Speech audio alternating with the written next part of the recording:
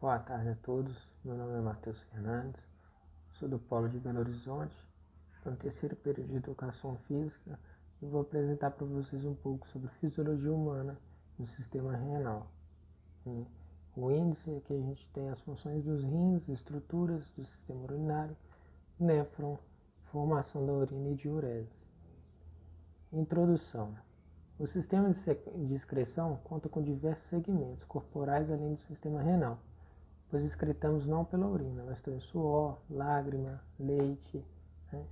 Porém, o sistema renal é o único que excreta água e substâncias endógenas, de acordo com a necessidade da manutenção da homeostasia.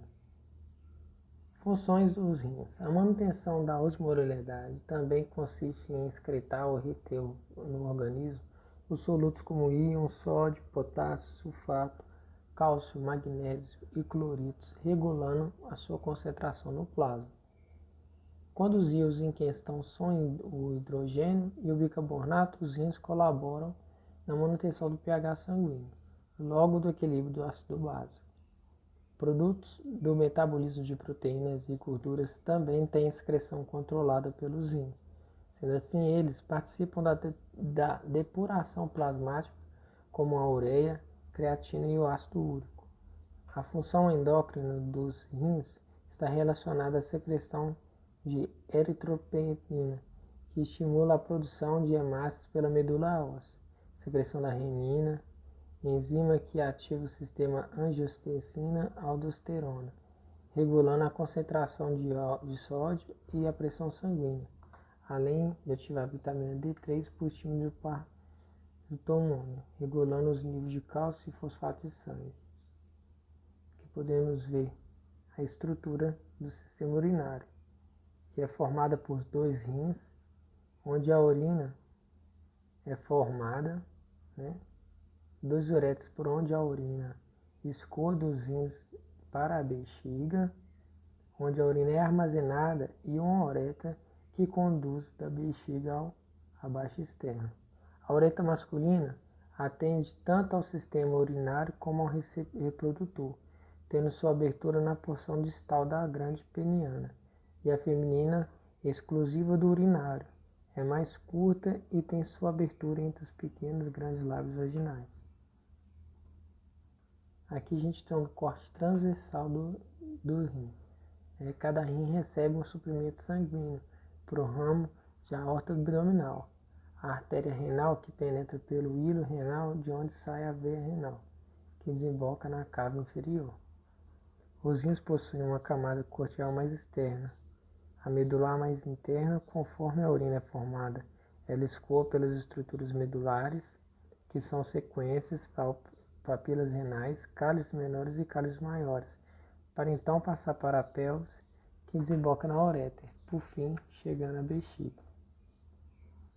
Néfron são formados pelo corpúsculo renal, com estrutura tubular, e pelo aparelho justo glomerular, e no corpúsculo renal, que indica a formação da urina, sendo constituído pelo glômerulo e pela cápsula de Bowman.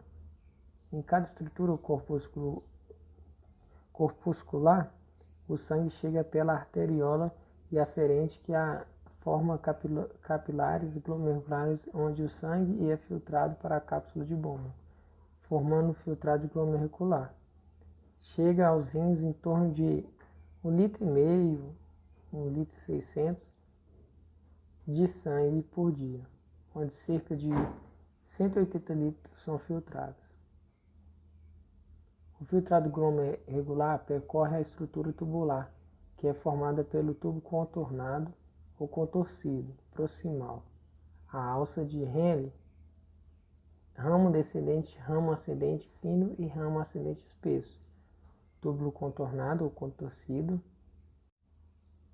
tubo contornado distal, tubo coletor que irá finalmente desembocar o ducto coletor, que recebe a ruína de diversos néfrons.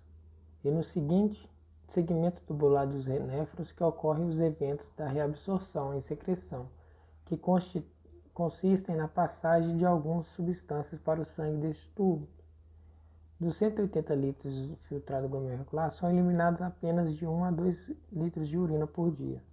São tipos de néfros, os corticais, cuja maior parte da sua estrutura está localizada na região cortical, estando apenas pela parte da alça de Henle na medular. E os justomedulares, os quais estão mais próximos da medula e da alça de Henle, prolonga mais nessa região, sendo mais responsável pela formação da urina concentrada. Aqui a gente consegue ver todo o complexo, né? O corpo renal, o tubo proximal, a absorção, a secreção ali, né?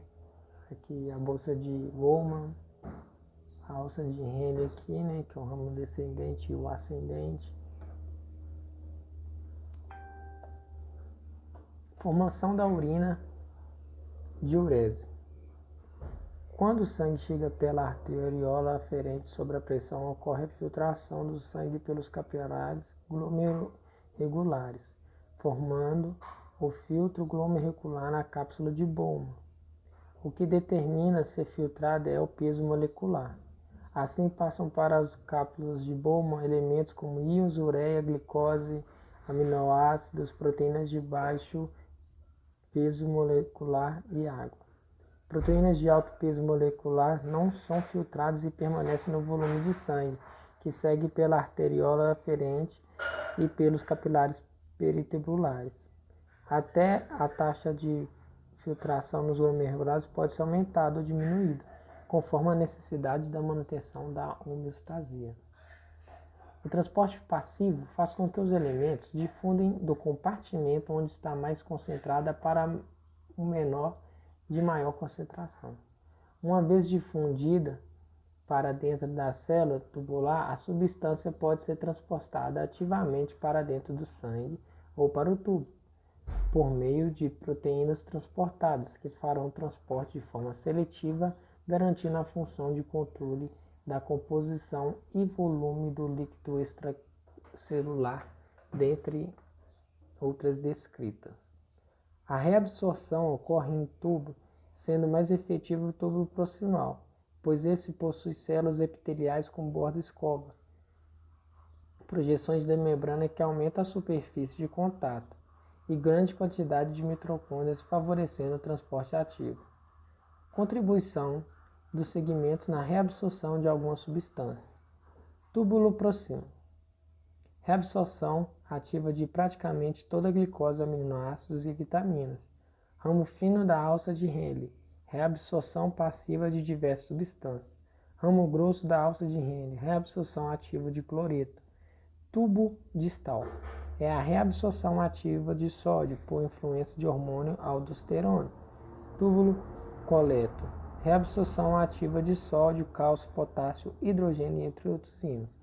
E a reabsorção da água ocorre por osmose, pois o espaço intersticial é mais concentrado que o compartimento tubular e ocorre na seguinte proporção: túbulo proximal 65%, ramo descendente da alça de Henle 15%, tubo diluidor impermeável à água e o túbulo distal 10% e tubo coleto 99,5%. A reabsorção da água ocorre apenas na presença do hormônio antidiurético. Aqui temos a regulação hormonal da diurese. A aldosterona está relacionada ao sistema de renina, angiotensina, aldosterona. Logo, tem a participação do aparelho justoglomerular.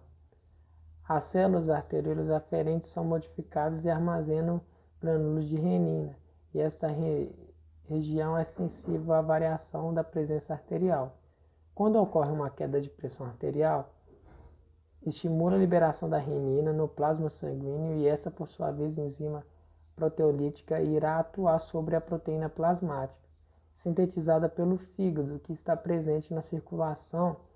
O angiotensígeno presente converter na angiotensina, que sofrerá mudança de angiotensina 2.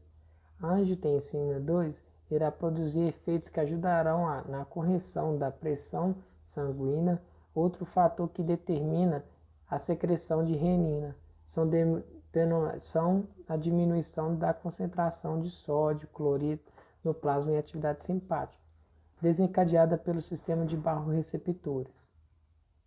O hormônio antidiurético, ADH, é produzido pelo hipotálamo e secretado pelo neuroípse, e é o principal estímulo para a secreção e o aumento da osmolaridade sanguínea, que é percebida por osmorreceptores hipotálmicos. Também é denominada vasopressina, pois uma queda muito acentuada da pressão arterial elevará muito a concentração desse hormônio no plasma, sendo então capaz de promover a vasoconstrição. Fator neurotriurético atrial.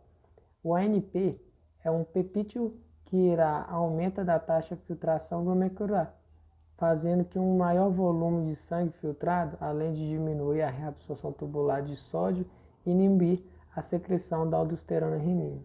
Todos esses fatores combinados irão resultar em uma diminuição do plasmático. Essa é a minha participação do meu fórum e muito obrigado.